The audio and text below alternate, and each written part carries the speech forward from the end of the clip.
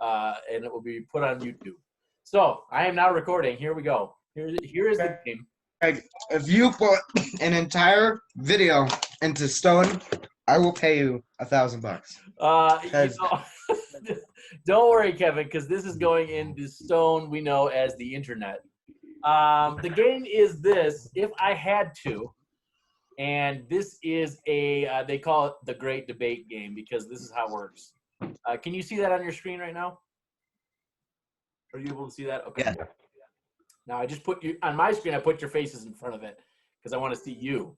But I hope you can see the screen on your screen. So here is the deal. In these isolated times, we may find ourselves doing things we never thought we would have to do. Which of the following are you willing to do if you had to, out of the two options on the screen, be prepared to defend your answer against someone who disagrees? A consequence faces the one who is in the non-majority based on the group-wide vote. So what that means is this. I'm going to ask you a question. It's going to be, would you rather do this or that during quarantine? Okay? And I'm going to see your votes. I'm going to see your votes. And what I'm going to do is I'm going to pick two of you to debate each other on this. You get 30 seconds to discuss why you believe what you believe and to convince the rest of us in the group of that is the right answer, okay? And then the other person's going to go. The loser faces the consequence of losing the debate, okay? Okay? Does everybody understand what I'm talking about? You're like, yep, we understand. Really typing. I think it's Nick. That's me. I'm going to mute you for a second. Just unmute yourself if you want to say something. Okay, here we go. There you go. You're good to go. All right. Now, I think Skylar just joined us. Skylar. What are the punishments, and why did I just? They are different each round. They are different each round. They are all going to be visual punishments, though. You have to do something on screen as your punishment. Greg, do I have to play? Is that like a required I'm a little scared, honestly. What's that? Sydney, I'm scared too. I'm scared too. It's okay. I don't think any of them are that bad. I looked through them earlier, and there's nothing like eat gross stuff. There's nothing quite like that. But they are humiliating, so just be prepared. Here we go. First slide is this. Would you rather in quarantine eat only mustard sandwiches for every meal for the next year, or keep all of your nail clippings in a jar by your bed for the next year? Greg, why? The right one.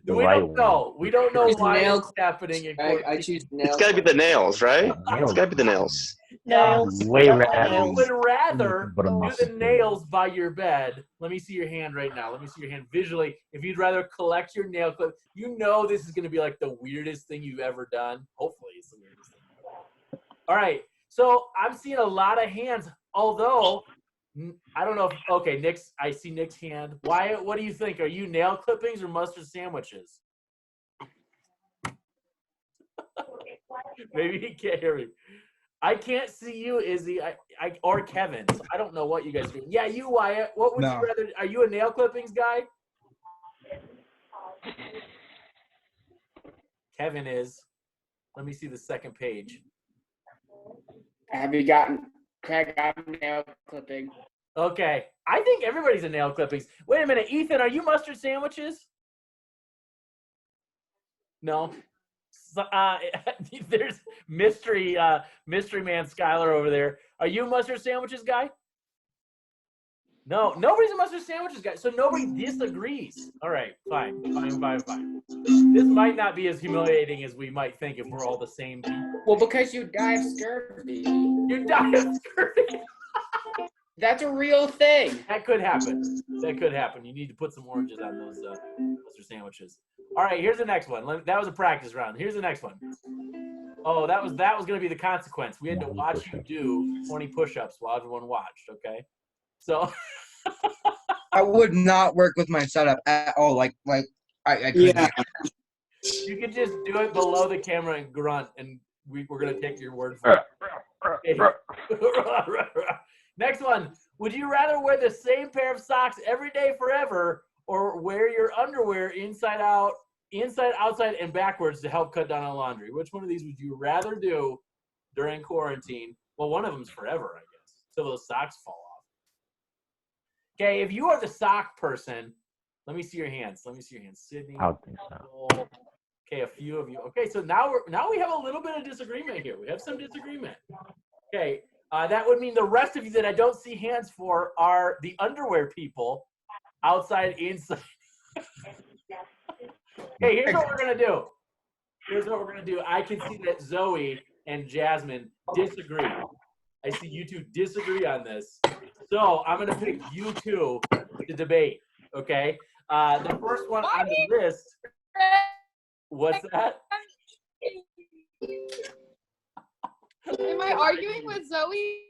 You are debating Zoe. Okay. Now, here's the deal, Jasmine. You picked the first one. Wear the same pair of socks every day forever.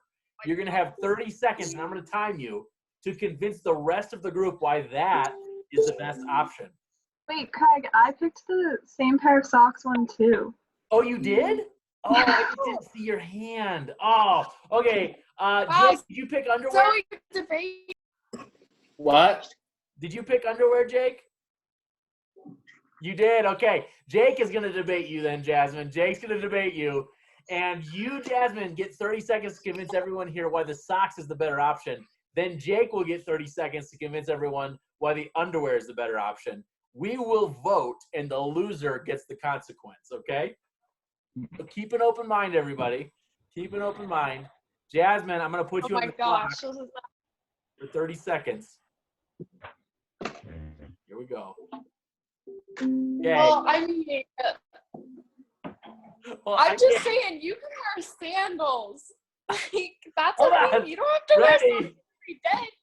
Give Jasmine the floor. Here we go. Ready, set, 30 seconds. You can wear sandals. That's my argument. You don't have to wear socks every day. That's the whole argument? So you're saying that you would wear sandals all year round for the rest of your life? No. I did for like. wouldn't. All You right, live in Jasmine. Colorado. Jasmine, your time is I up. don't care. So you're saying you would pick the socks because you can then wear sandals over them?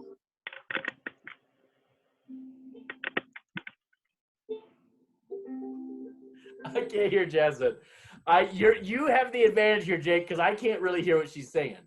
So, Jake, you get 30 seconds now to convince us why the underwear is the better option. Okay, with the underwear, there's a certain amount of rotations before you get a clean pair. If it's socks, and plus it's not specified for any amount of time. Socks is specified for the rest of your life. And you will get all sorts of footage like athlete's foot and French foot. I didn't even think about disease consequences for these socks. I mean, It's let's for be, the rest of your life. And you can't true. clean the socks. All right. That's a pretty good argument. I don't know. I don't want to sway people's opinion. well, I mean, let's be honest though. The underwear thing, some people may do because they don't want to have to pay for the. Maybe that's already in practice, is what you're saying. You know, and during quarantine, we don't know what everybody's doing. All right, here's what we're going to do. By visual vote and those two arguments, would you say that Jasmine convinced you that you would want to do the socks? Raise your hands right now if you vote. Jasmine made the better argument. I see some Nixon votes. There's a very excited Nixon vote. Zoe, I see Zoe down there. Okay, if you vote for Jake, all the hands down. If you think Jake made the better argument, let's see your hands for Jake. I think this is a Jake win. I'm sorry, Jasmine. Jasmine, let's see what humiliating thing you now have to do for us.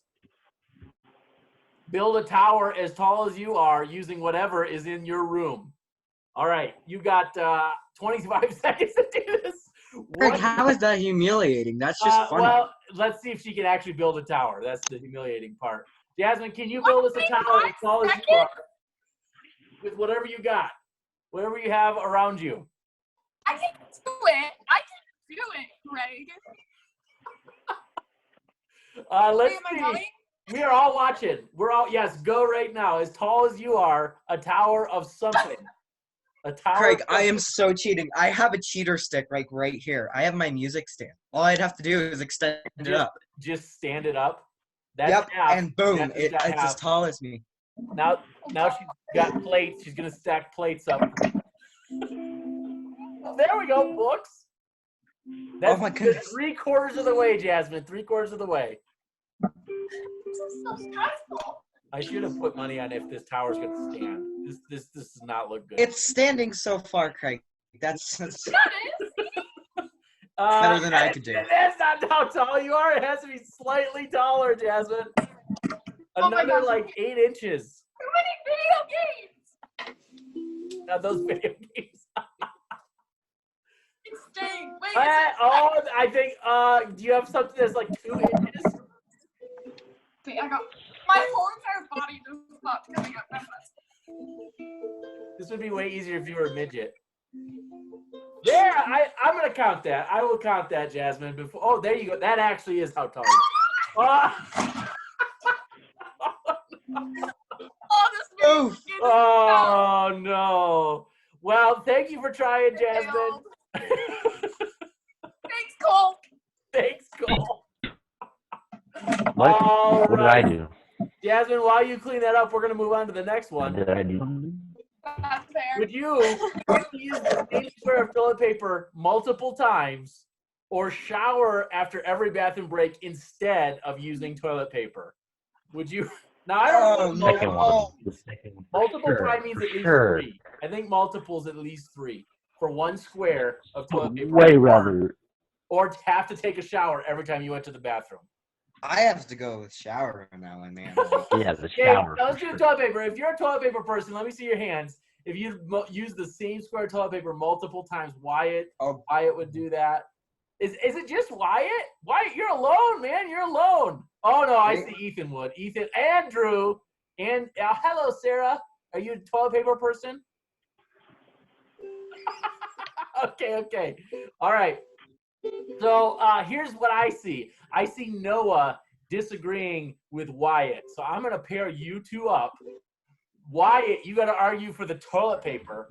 Noah, you got to argue for the shower after every bathroom break, okay? Wyatt is going to go first. Give Wyatt the floor, everybody. Wyatt, why in 30 seconds would you want to use the toilet paper? I would rather use the same piece of toilet paper because after every shower bathroom break, like the bill really rises up for the water. It's like really wasteful. There's a green component. He saved Every like I get you that. know, couple hours, and then like when like you reuse the same piece of toilet paper multiple times, like it's reusable. So Perfect. That is your 30 seconds. that's So why. from what I heard from Wyatt, you're wasting a ton of water if you're going to shower like 8 times a day or however many times you go to the bathroom. And I think I heard him say, or at least I would think, it'd be annoying because you'd go to the bathroom and then have to take a 5-minute shower. All right, Noah, your turn. I think everybody should mute themselves. Yeah, here, let Like me when someone's trying to talk. I can barely hear. Let me do this. How do I mute all? Participants. Oh. We go to participants, Craig. Okay, I'm gonna mute you all. Feel free to unmute if I call on you. Here's the thing. Noah, you are up. 30 seconds. Why would you do the shower? To do the shower, if you're using the toilet paper over and over again, are you actually cleaning yourself, or are you just waiting it back on? I mean, how much toilet paper you got there?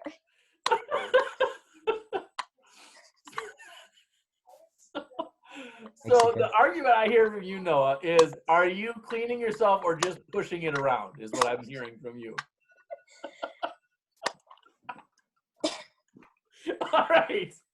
All right. We got to vote. If Wyatt convinced you to use the toilet paper. Let me see your hands right now. Let me see your hands right now. If Wyatt convinced you that, Wyatt, I'm not seeing any hands. I'm not seeing any hands. Now here's what I'm gonna say. Oh, I do One, see a couple Craig. hands. I see Drew. I see Drew down there. I think I see Jasmine. I can't tell if she's just eating or if her hand is up. Keep an open mind, everybody. When we get to the argument phase, don't necessarily just keep your same idea. But what this means, Wyatt, is that Noah convinced them that the shower is the better option. So Wyatt, I have a challenge for you now. I don't remember what this one is, but let me see. Here is the challenge. Take a mouthful of water and gargle the national anthem for us. Mouthful of water and gargle the national anthem for us, or at least a stanza. The of it. national anthem. I does. knew it, The but national I like anthem is what they completely sing at forgot it. baseball games. How does it start again? Oh, say can you see for the dawn's early light? Oh, okay. say Yeah. can you see? And that's like all I know. Okay, just That's you don't have to do the whole thing. I just want to hear a stanza or two of the national anthem, gargled. He's grabbing water. I think this might take a second. Good argument, Noah. You win. No humiliation for you tonight. Thank you. Thank you. I also said that even if you're like, you could just get an infection from that. Like, just using it over and over again. Just the infection. Craig, these are unhealthy human habits. I don't I'm not saying go do think this. anybody that has like a Would you rather? Craig. All but right. Here goes Wyatt. Here we go. You're muted. Just don't.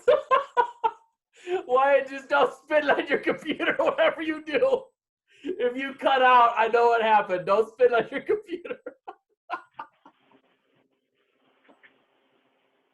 Oh, I think he might have spit it right on his camera because I can't see him anymore.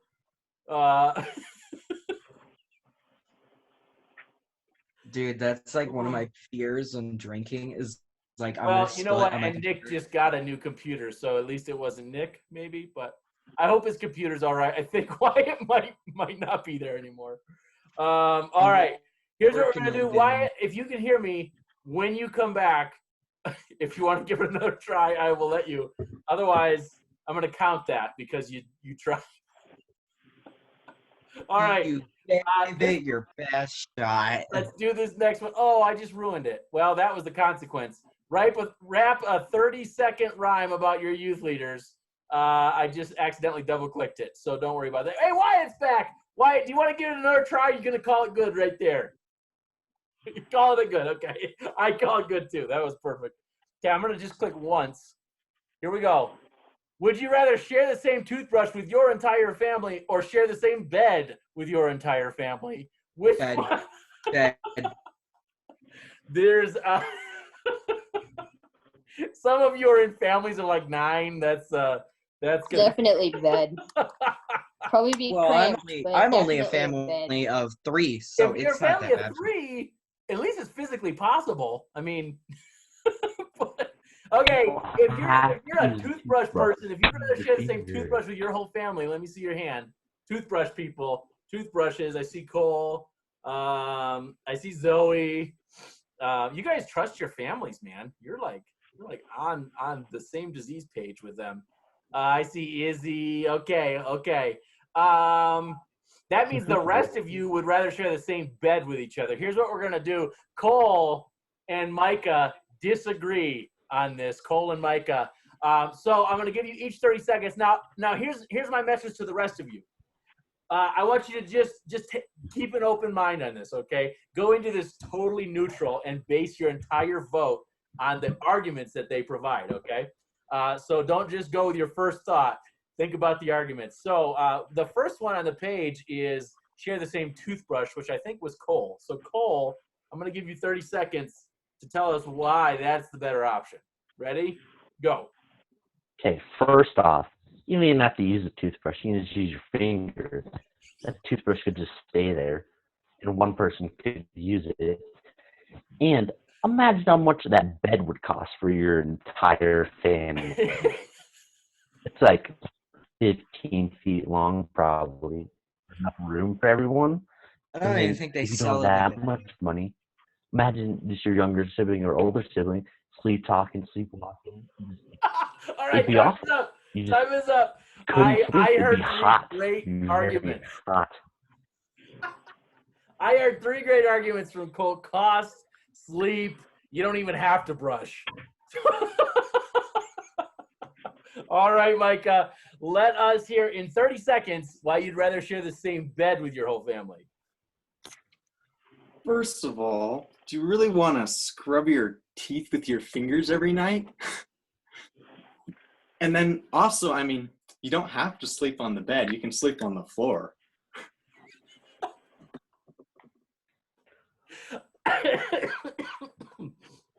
All right. Oh, Craig, now, don't die on us. I guess you're both kind of using the same argument. You don't have to use the item. You can sleep on the floor instead of the bed. You could use your fingers instead of a toothbrush. You could get a pine cone and brush your all right, totally neutral, basing your judgment just on the arguments. If you think Cole convinced you that the toothbrush is the better option, let me see your hand. All right, I see a vote for Cole over here. I see a vote down there. I see a vote over here. Let me check out the second page of people. Oh, you know what, Cole? I think you lost on this one. I think Micah handily convinced them that the bed is the better option. So, Cole, here's your challenge, sir. Do a front flip on your bed. And now here's the thing. I don't know if that's even safe. If you have a twin bed and you go flying off and we all watch you die, I don't really want to do that. Can you do a front flip just standing? But I'm 6'1". No, but I'll hit the ceiling for sure. You have Do room a to do a cartwheel? somersault. Do a somersault. Can you Do a somersault on your bed. All right, he's going to do something. Here we go.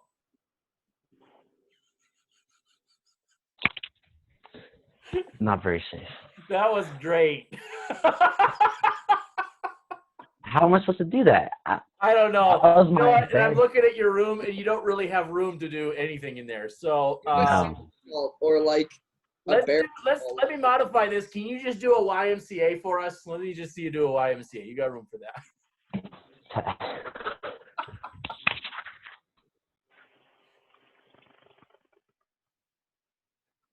YMCA. All right. That was great. That was great. Thank you, sir. Thank you, sir. Moving on to the next one. Christmas and birthday gifts will just be hand sanitizer and canned soup. Christmas and birthdays no longer will be celebrated with gifts. What would you rather have? Hand sanitizer and soup or nothing? Actually, that was an easy one, I feel like. I mean, I'm just going to say, would everyone want the hand sanitizer and soup? I guess, I mean, I already have that. nothing, right? My dad's business. It's your dad's business. Jasmine, Already got it. would you rather nothing than that? Elizabeth, would you rather nothing than that? Yes. Craig, I'm going to be a broke college student. Of course I need that hand sanitizer Okay. and soup. I see a difference of opinion here then. Sarah and Elizabeth, you guys differ on the opinion on this one. Sarah, I'm going to have you go first with just hand sanitizer and canned soup. You get 30 seconds to convince the rest of us why that is the better option. Here we go. Go. Okay, well, in this day and age, you can use hand sanitizer to trade for money because we're all out of that hand sanitizer. And for the canned soup, everybody who is hungry, you can just eat the canned soup because we may be broke trying to sell that hand sanitizer for food. So getting that for your birthday gift is kind of better than getting nothing. You know, you finish your argument with 5 seconds left. What I heard was you can sell the hand sanitizer. It's like the new gold. You just trade it for money. And you can throw cans of soup at hungry people. Is that what you're going to do? Yes. Dude, You can use the canned soup for as a weapon. Throw it at the people you don't like and you just pray to God that something All right, I well, was Elizabeth. trying to give them free food, but it's somehow hit them on the head. I don't know how it happened. Hey, Kevin, I can't see you, by the way. You got to turn on your. Oh, no, you spilled orange juice on your camera or something. All right, Elizabeth, you have 30 seconds to convince us why you'd rather have nothing. Okay, well, I it's don't kind of want to personal turn my camera on opinion. because I don't feel like, Hold getting on, up. Kevin. It's her iPhone. time. I'm muting you. Okay, go, Elizabeth. Oh dear. Okay, so it's kind of just a personal opinion, so I didn't have an argument for it. But the main thing is Christmas is Jesus' birthday, so you shouldn't be worried about getting gifts on Christmas. That's my argument. Oh, she's pulling out the youth group smackdown on you, Sarah. Here's the other thing that I was Why do you have to have the youth group question, Elizabeth? Like, youth group answer, Jesus. Here's what I was thinking, though, in favor of Elizabeth, is you know how you always have to act like happy for every gift you get? Imagine doing that when you knew it was hand sanitizer or soup. It comes in a can, it's wrapped. You're like, oh, great. I would be happy because I like soup. Soup tastes great. All right, open minds. Open minds. You never know what soup you're gonna. Open minds. If you think Sarah convinced you that the hand sanitizer and soup was the better option, let me see your hands. If Sarah convinced you, let me see your hands on screen. 1, 2, 3, 4. Uh-oh, Sarah. I'm not seeing a lot. Oh wait, here's some hands on the second page. This is close. 1, 2, 3, 4, 5. I can't tell what Drew is doing. Maybe he's self-isolating. He's got his hand on his mouth. 5. I actually think Elizabeth won this one, Sarah. I think Elizabeth won this. I mean, this was the closest one yet, but I think Elizabeth somehow convinced them that nothing is better than. Now I see why I didn't come back to CBS, Elizabeth. Okay, Sarah, you got to yell, I love cream of mushroom soup as loud as you can. I hope your parents hear it. My mom's going to wonder if I'm okay. Okay. I love cream of mushroom soup!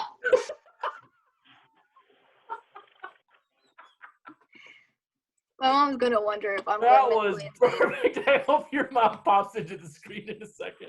What is happening down here? My mom would kind of just be like, "Yep, that sounds like normal right there." I think he's. Here is the next one. Would you make some invisible friends so you don't feel alone, or give all of your plush toys names and talk to them like they are alive? So are you talking to invisible people or your plush toys? Which would you rather? Craig, I have a problem. I've What been if I've doing already done that both? during quarantine. I've been doing both during quarantine. And now you're yelling that you levels love mushroom soup. Yeah, Sarah, your parents are gonna like. honestly, I talked to my Plush toys. Plush toys is like stuffed animals, like That are really soft and squishy. or the whatever. Okay, if you want to make invisible friends, let me see your hands right now. Invisible friends over the toys. You're talking to somebody. Are they invisible friends or are they plush toys? Sarah's the invisible friends. Sarah's like the only one. Oh no, Kevin and Elizabeth and Izzy. Are we talking about invisible friends or toys? Who would rather do the invisible friends? That's the hands I want to see right now. Invisible friends. Izzy, were you an invisible friend? Zoe? Izzy's shooting her invisible friends. She's on a murder rampage. Okay. Let me see here. Now, Zoe, you haven't gone yet, right? Okay, I'm gonna pick Zoe to debate. Alexandra, I think you're a plush toy person, right? Okay. Alexandra versus Zoe. Here we go. Zoe, you are gonna go first. You have 30 seconds to convince us why invisible friends are better than talking to your stuffed animal. Okay? Let me get my timer. Everybody else, listen to Zoe. Open minds. Ready, set, go.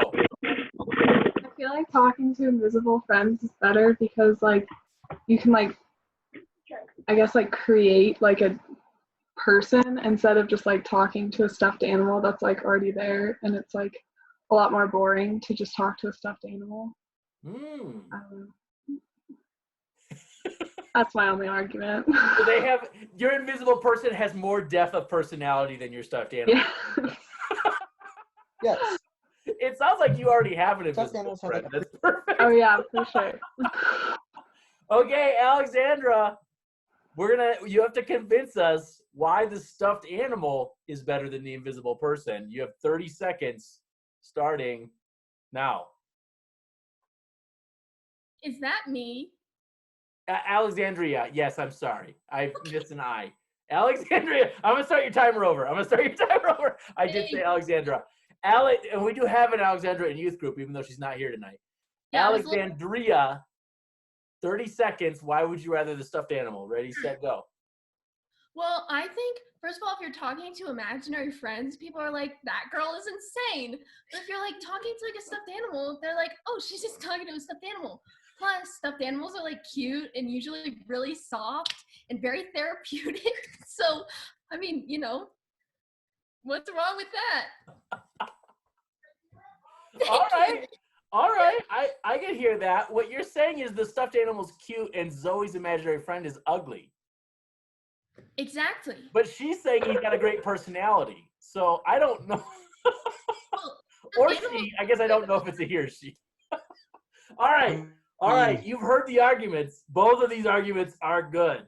Keep an open mind. If you would vote for Zoe, saying that the imaginary friend is better than the stuffed animal, let me see your hand. If you'd say imaginary friends are better than the stuffed animal, Zoe. I am not seeing a lot of votes here. Zoe, I see one over there. I got one hand. I think what that means is the alone. rest of them vote for the stuffed animal. They would much rather talk to their stuffed animal. Zoe, let's see what you. I can't see my mouse. Oh, there it is. Okay. Zoe, grab a plush toy and talk to it for 30 seconds about why you love it so much. That is going against her opinion. I know it doesn't have much personality, but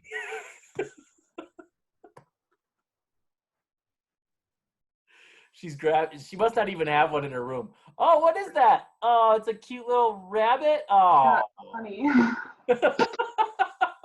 Okay, 30 seconds, Zoe. Tell the stuffed animal why you love it so much. All right. Well, I love the stuffed animal because it's soft and cute and has a nice smile. Yeah. And a cute little bow. So that's pretty fun. I don't know. I don't talk to it, so I don't really know much about its personality.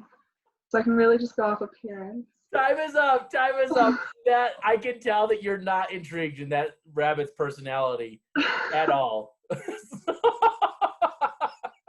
Greg, you gotta get started with your lesson, man. It's already you know what? I do gotta get started. So let me.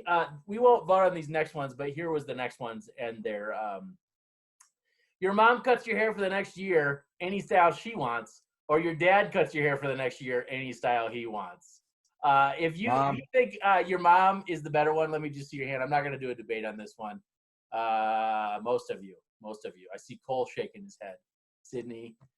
Nick, nothing? I don't even know if Nick's listening anymore. Nick's not listening.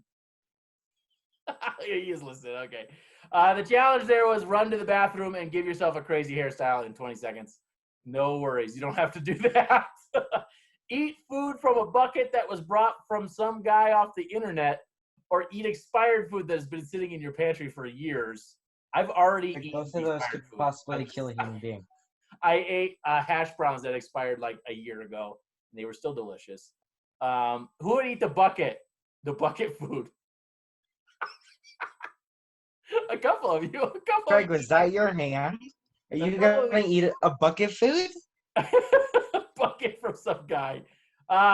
Eat a spoonful of mayonnaise. Oh, actually, you know what? There was a gross eating one. I promised you there wasn't, Sydney. I didn't see this one. Okay. Nobody has to do it. Don't worry. This one was the only entertainment you have is reading the same book over and over and over again, or staring into the microwave when it's on to stimulate sunshine on your face to get your dose of vitamin D. I don't even know if that works. Dude, I want to do the microwave. I want to see if that works or if it's I gonna. don't know if that's good for you, but headstand. Oh, good thing nobody had to do that one. Oh, and that was the last one. Okay. Moving on to the lesson. To first announcements, though. By the way, I got this curtain thing going on. Look at that.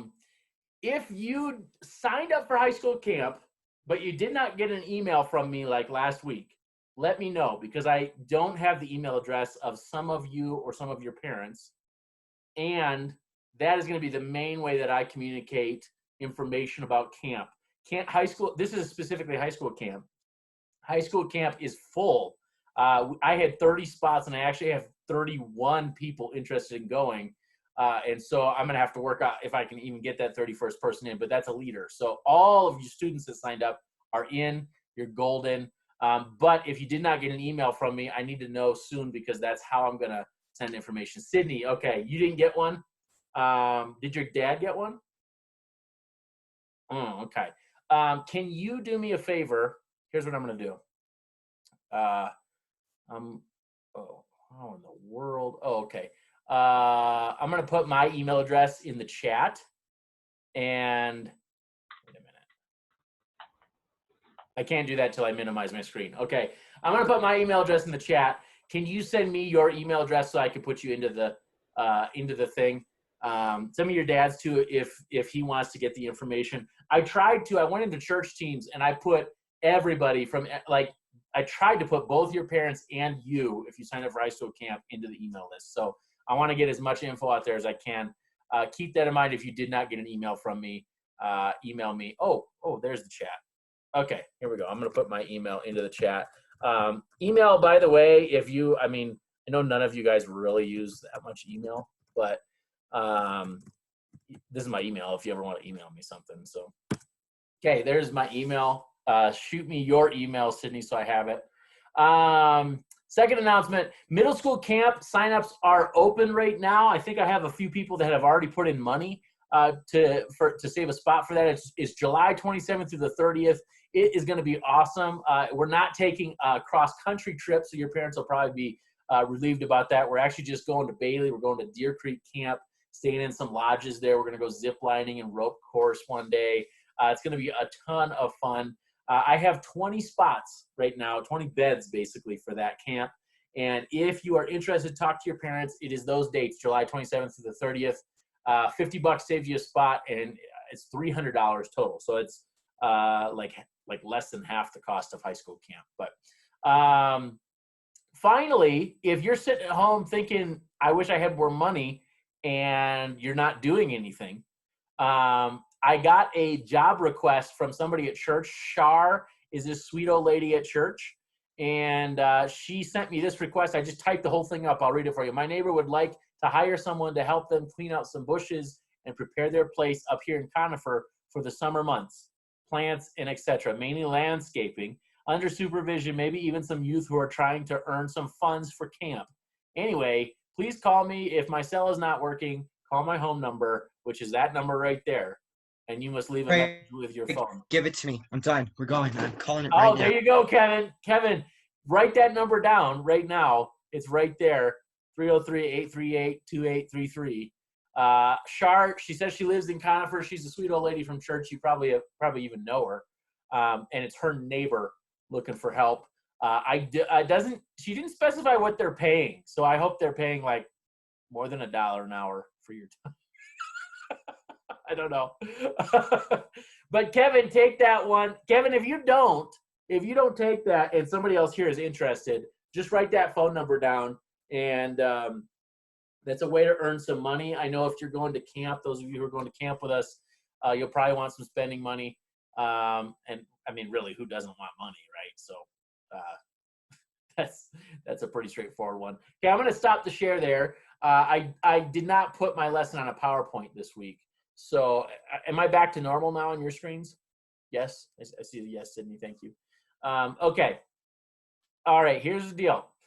So I'm a little bit bummed because I was hoping that last week I ended my love and hate series, and I was hoping that that would get us through the quarantine, because that originally they were talking about like this week or next week to go back to normal. Now what they're talking about is like the end of the month, like beginning of next month, going back to normal. And I don't even know if it's normal. Like, it might be, oh yeah, now you can gather with 8 people. Great. Like, if that's the case, dude, we got to figure something out, because this, I don't know. I love seeing your faces, but I'd much rather be in the same room with you. You know what I mean? So, so I'm a little bit bummed because we're not back to normal yet. This week, when I was thinking about what to talk about or what to teach on, I kept thinking about actually a passage that I had taught on, I don't know, maybe a year or more ago. And I was just thinking during this time, this might be a good topic to touch on. So I'm going to revisit a passage that maybe you've heard me speak on, maybe you haven't. A lot of you probably can't remember what I taught on last week. So if I pull up something from a year ago, this will be brand new. So don't worry about it. But for application, I think this is going to be good for all of us. My question to you, though, before I dive into that, is this.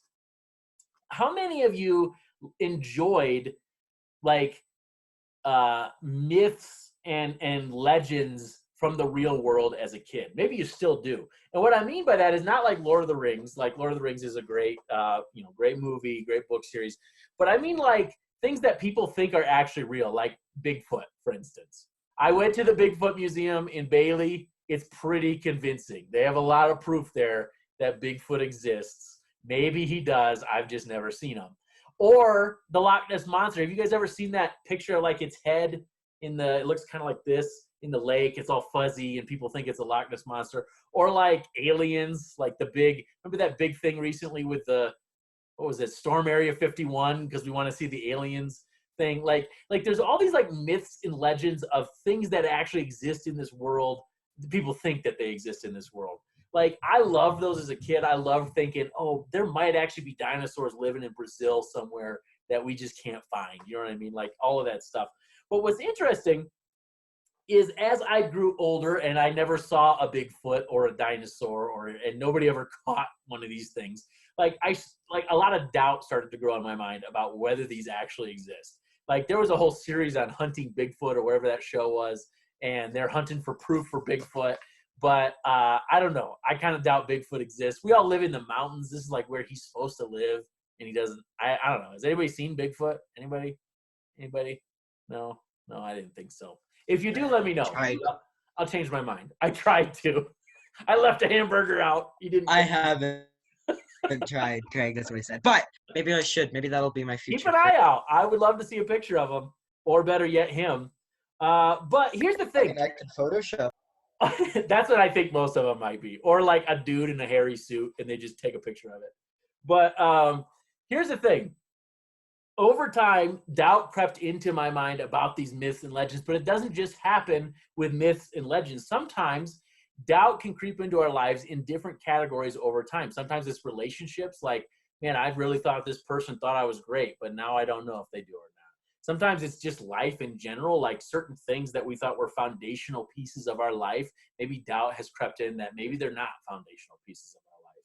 And one of the things that doubt can really creep in over time on is your faith. You know what, that hat is kind of blocking out there we go.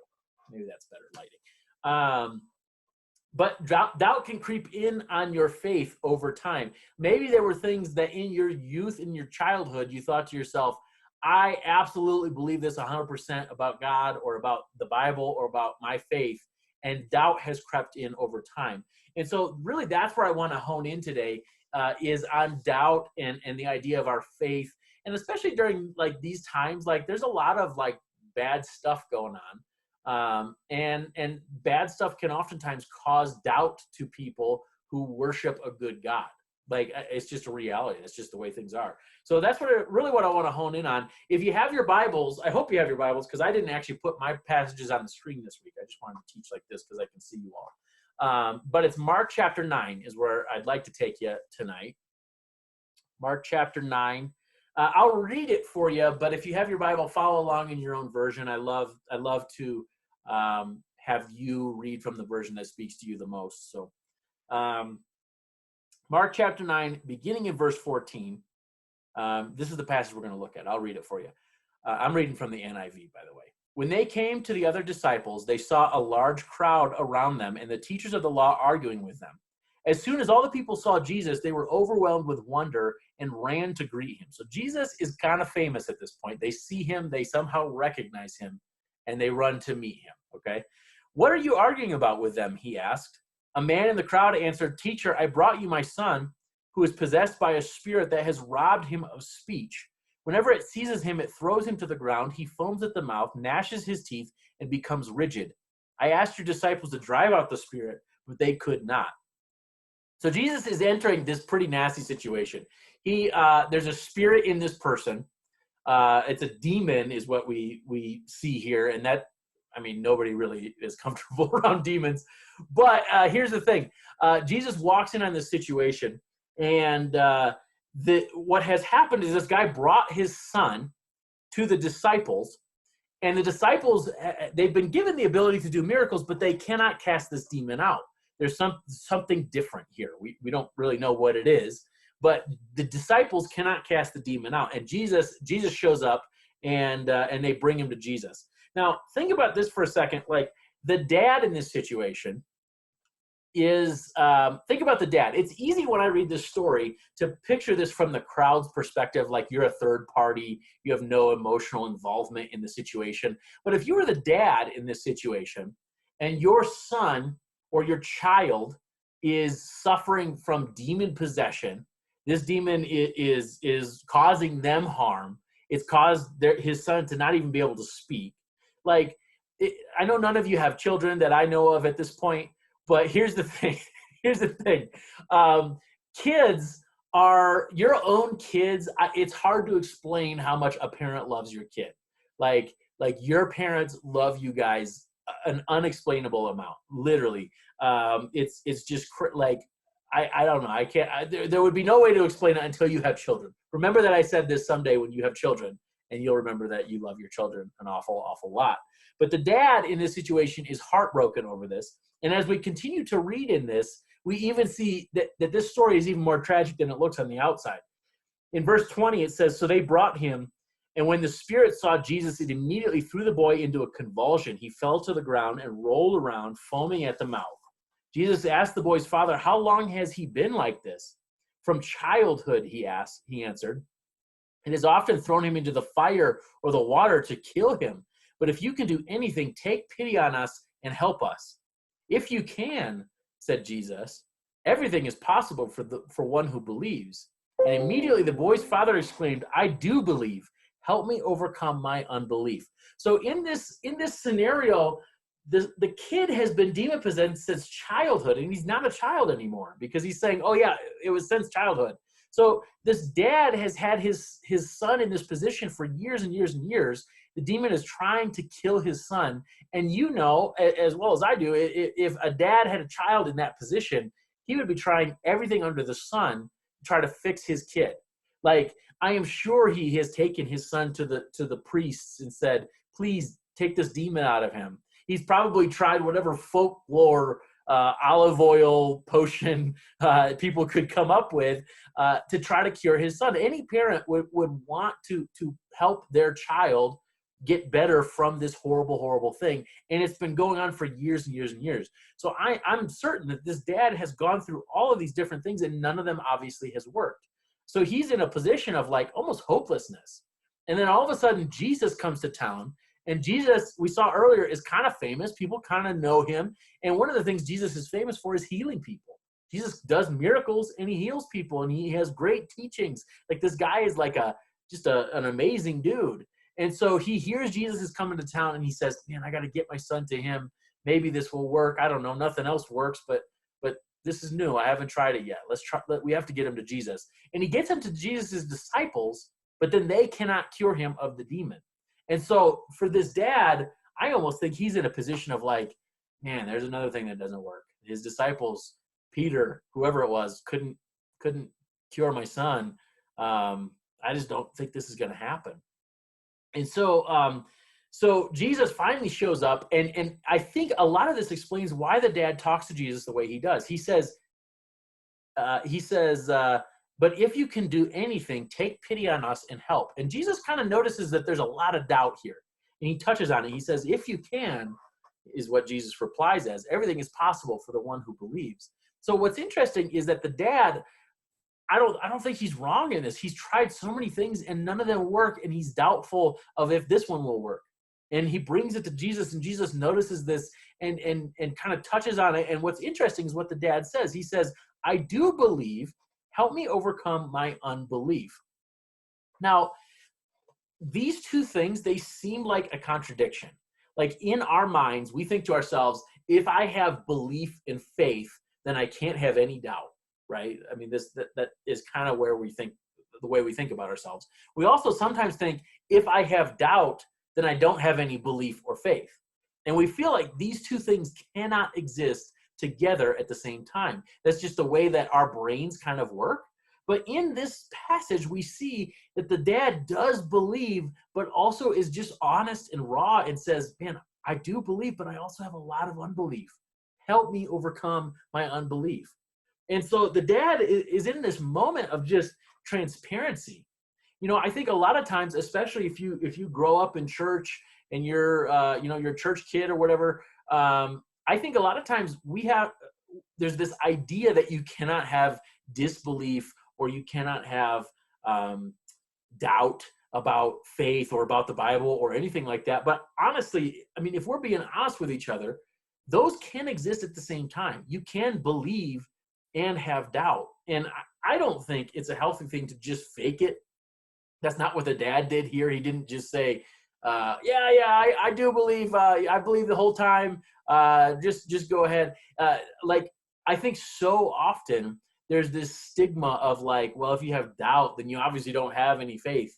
But that is not the case. We can have faith and can have doubt. And so I just want to talk about this for a second, because what this is a gap between our knowledge of God and our trust in God. Okay, so you come and I talk about the Bible and I tell you something about God from the Bible, right? So you now have that knowledge. You heard it from me, or you heard it from Pastor Jeff, or you read it yourself, whatever it was, and you have that knowledge, but has it seeped down into your heart as far as belief goes? And a lot of times there's a gap there, there's a tension there that exists, and I don't think it's personally, like, if we're being honest with ourselves, I think it's way better to address that. To say, you know what, I do have a gap there. I do have some doubt when it comes to this or that. And I know that what the Bible says, but there's a doubt there too. And I remember this in my teenage years on certain topics. It wasn't really across the board for me. It was like, oh, this or that. And I know this is true, but I don't know if I trust that it's true. Almost like it's a weird thing. Let me give you a couple of examples. If you're sitting there thinking, I don't know what the heck you're talking about, Craig, here's a couple of examples. Okay. So here's the thing. Where did I write these down at? Okay. If you believe that God has a plan for your life, which we see in the scriptures, we see in the Bible, God has a plan for each of you in life. If you believe that God has a plan for your life, but you're in the mode of looking for colleges right now and you get a college rejection letter, like, you're probably in a position where you're like, man, I know God has a plan for my life right now, but I don't know what it is. I just got a rejection. It looks like this is just, that college is out the window. Like, if you believe God has a plan for your life, but you have no idea what it is and you don't feel like he's showing you, like, sometimes there's that disconnect, like I'm talking about. Here's another example. God has forgiven you for everything you've ever done and everything you ever will do through Christ, if you put your faith in Christ, but you still feel constant shame and condemnation. Like, you still feel that within you, even though you know your head knowledge is, I've been forgiven of this. I've been forgiven of this. Like, that's the kind of disconnect I'm talking about. If you know God is in control, but one of your parents just lost their job because of this whole COVID-19 thing, you're stuck in this position of asking why. If God is in control, why did this happen? Why did that happen? And there's a tension there between us worshiping this good God and whatever has happened. There's, like, these kind of things are really, really tough, and really, like, I think they're just kind of regular. Like, I don't think if you're struggling with this stuff, you should feel ashamed about it. I don't think you should feel bad about it, Because when we look at this passage, there's two different points that I want you to kind of take away from this, okay? The first point is this: change is the process of belief moving from your head down to your heart. Head knowledge is a lot of the times like what we talk about what the Bible says. You hear this kind of stuff from the pastor, and you are accumulating this in your head. And if you've been in church a long time, you have a lot up there probably, right? But here's the thing: change is actually letting that trickle down into your heart and letting that affect what you truly trust and what you truly believe. We all go through this, and this is a gradual process. And like I said, when I think back to my teenage years, there was a lot of these categories that I don't know if they had trickled down for me yet. Looking back, I can tell you, over time, spending time with God and spending time meditating on the Word of God, I'm in a much more rock solid faith place than I was as a teenager. I believe God was real, but there were certain things that I just could not grasp and didn't know if I trusted, and all of these different things. But a change and growth is that process of taking what we learn and actually letting it trickle down into affecting who we are and trust. The second thing and I think this is a big one, is we don't need to fake it, or we don't need to try to fix it ourselves when it comes to faith with God. Like this dad here. This dad is just real. Like he's not in a great place. Think about all the emotions that are going through his mind as far as like, my son is being tormented and nothing seems to work, and he's been this way for years, and I don't even know if anything can change him. Even this Jesus guy, I don't even know if I trust him or not. Like, that's where he's at. And when he brings that to Jesus, his response in verse 24 is amazing. When he says, where'd it go? I do believe, help me overcome my unbelief. He's acknowledging, man, I got both of these things going on inside of me. Help me overcome my unbelief. I have belief. Help me overcome the doubt and the unbelief and all of this other stuff that I'm wrestling with. And the thing is when Jesus hears that, oftentimes if you like I said, if you've grown up in church, you think to yourself, if I show any sign of doubt, I'm going to be outcast. They're going to say, oh, how you've been here your whole life. How dare you have doubt over that? But Jesus does not react that way. Jesus, in verse 25, it says this: when Jesus saw that a crowd was running to the scene, he rebuked the impure spirit. You deaf and mute spirit, he said, I command you, come out of him and never enter him again. He does not rebuke the dad.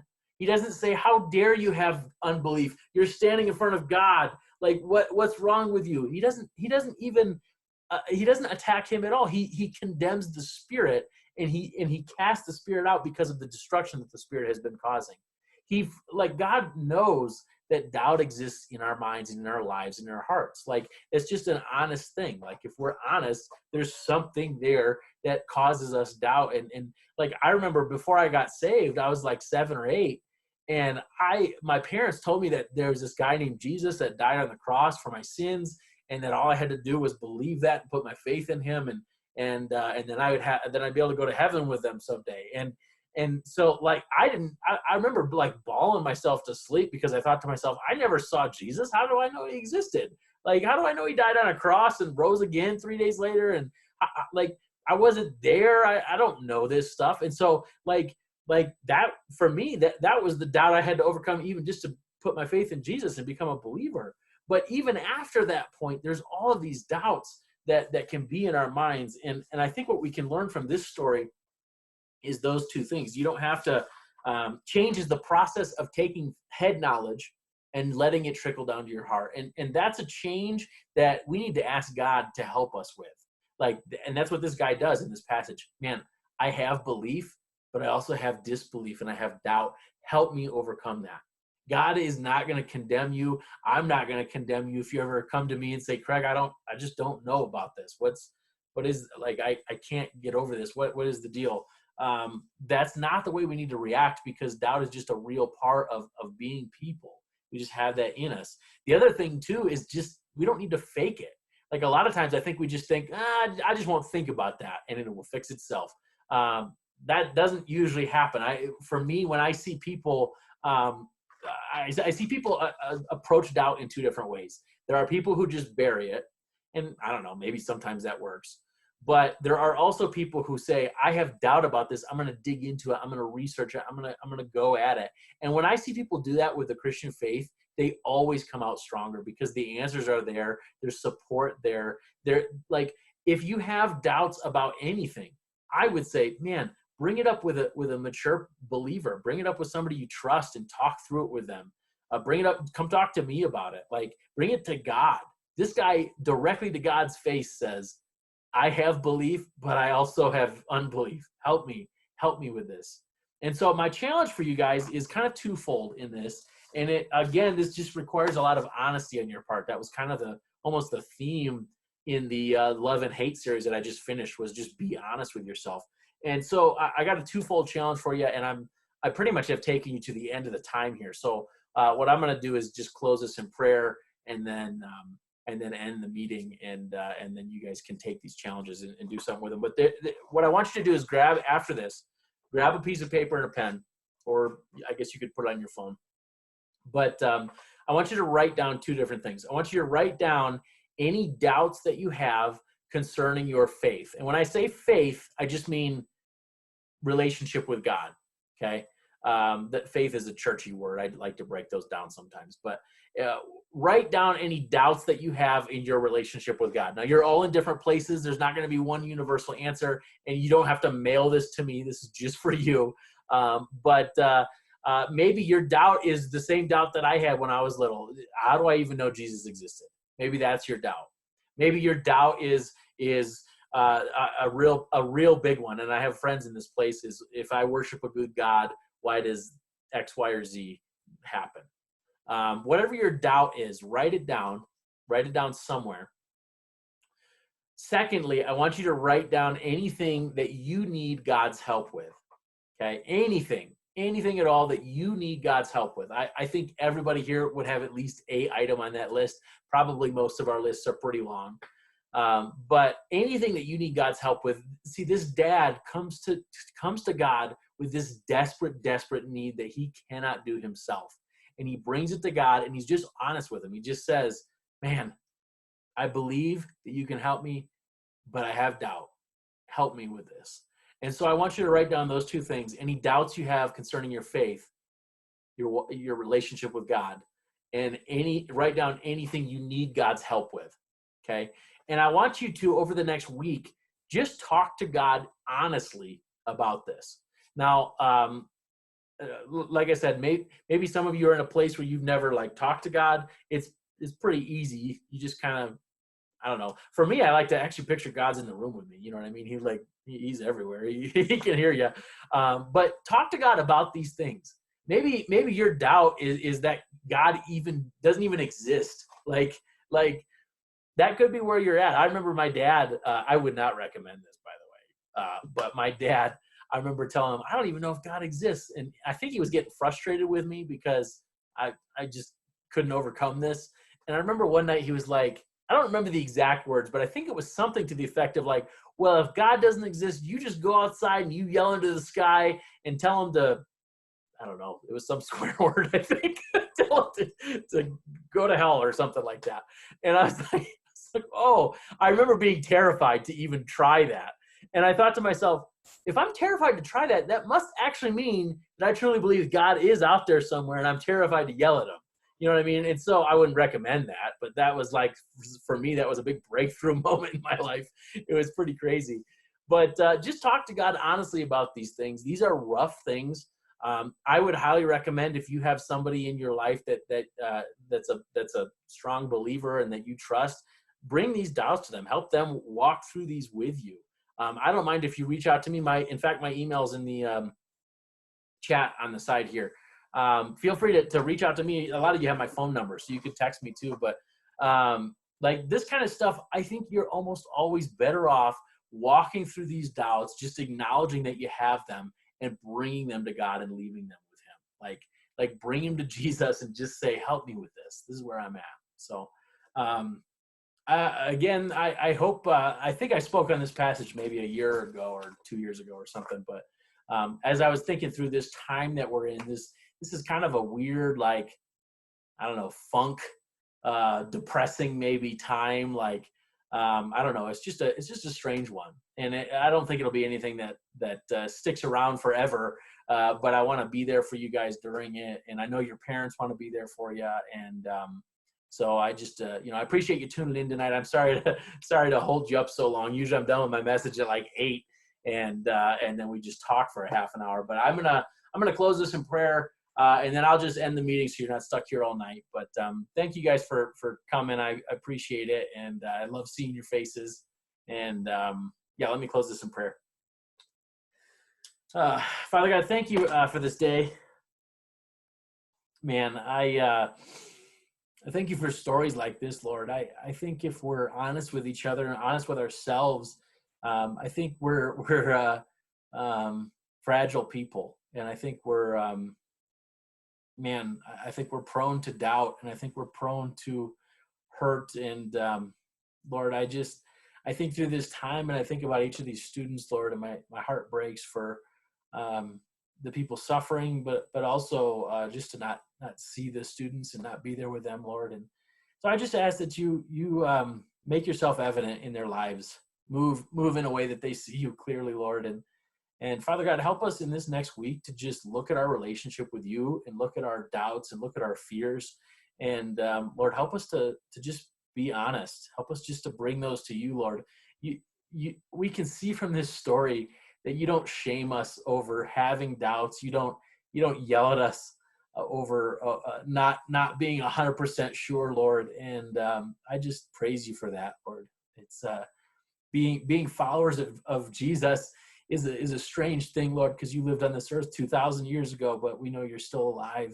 You rose from the dead, and it's we worship you for that, Father God. But at the same time, help us to wrestle with these things. Help us to acknowledge them and bring them to you, Lord, and help us to seek for answers, Lord. I think it's a healthy thing to wrestle through this stuff and not just bury it and hope it goes away, Father. So thank you for these students.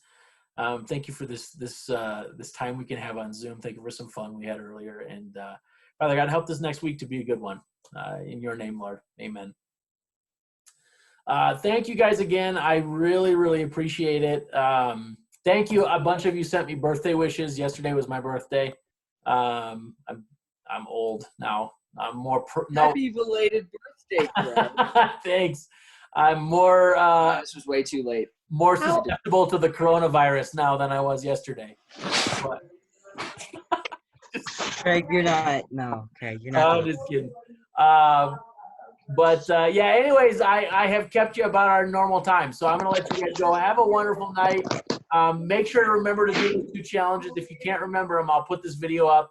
And if anybody missed youth group, you're welcome to grab it there. So have a great night, guys. I'll catch you later.